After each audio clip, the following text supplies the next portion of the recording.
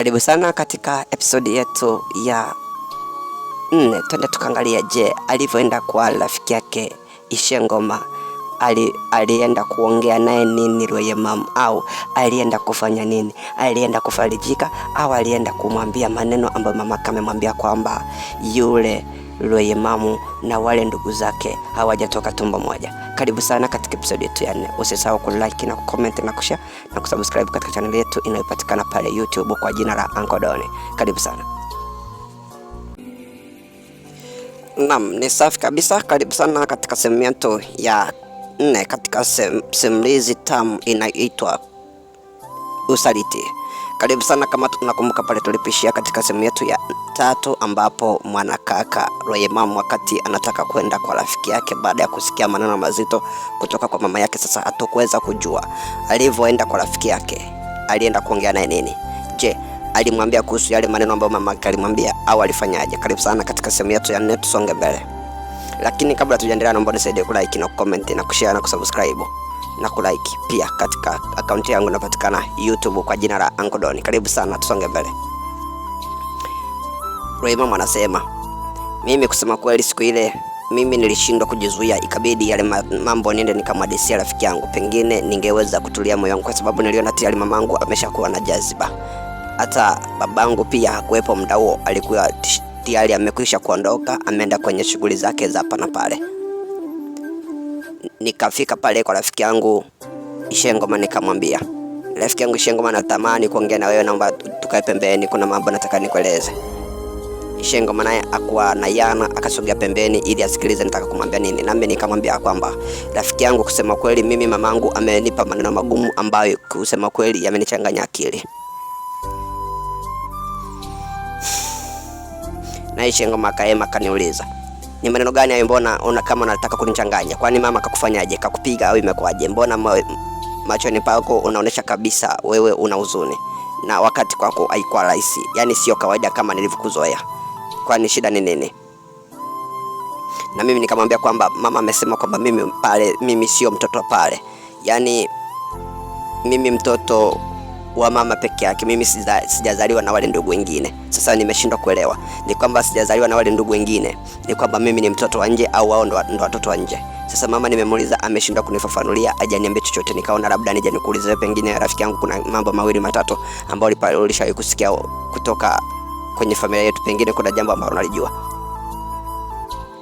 Ishengoma akaniuliza, akajibu hapana. Akasema hapana, mimi sijui chochote, kwa sababu ningekuwa najua kitu chochote ningelikwambia. Natoka siku ya kwanza ambapo babako aliwahi kutufuma, toka siku hiyo mimi ningelikwambia kinachoendelea, lakini mimi kusema kweli sijui chochote ambacho kinatokea kwako. Hivyo hata mambo ya kuhusu familia yenu mimi sijui. Hapa sasa hivi ndo upo unanielezea, yani ni kama vile yani unaniamsha kwenye usingizi ambapo nilikuwa nimelala.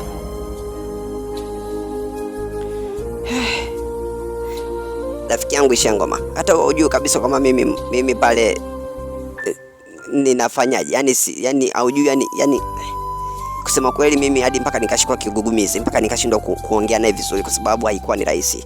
Kwa sababu unapokuja kusikia mzazi anakuambia kwamba eti wewe ndio umezaliwa kwa mamako mtoto wa kipekee kabisa, alafu unaona kuna ndugu wengine, lazima itakuchanganya, kwa sababu mama mzazi hajaweza kukwambia kwamba eti wewe ni mtoto wa pale, labda wale wengine ni watoto wa nje, au wewe ni mtoto wa pale, kwamba labda ulizaliwa kwa nje umeletwa pale. Sasa wanakuwa na kuchanganya. Ili bora mzazi akwambie wazi kwamba hapa, kusema kweli wewe mwanangu upo hapa kwa sababu wewe uko kwa namna moja ama nyingine.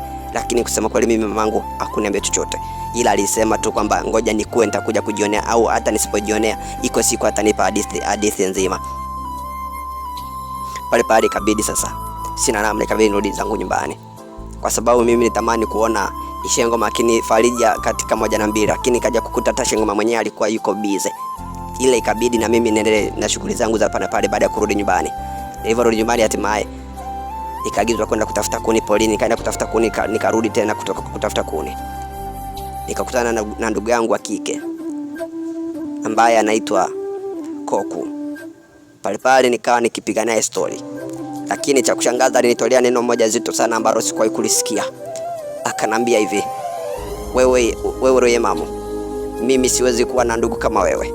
Jana nimekusikia ukizungumza na mamako kidai eti mimi kwani hawa sio ndugu zangu, eti mara nini sio nini. Mimi maneno yote ambayo mlikuwa mkizungumza jana, mimi yote nimeyasikia. Mimi sitaki undugu mimi na wewe tena. Yaani mimi sitaki kusikia kwamba eti unajihesabia mimi ni ndugu yako. Mimi sio ndugu yako tena.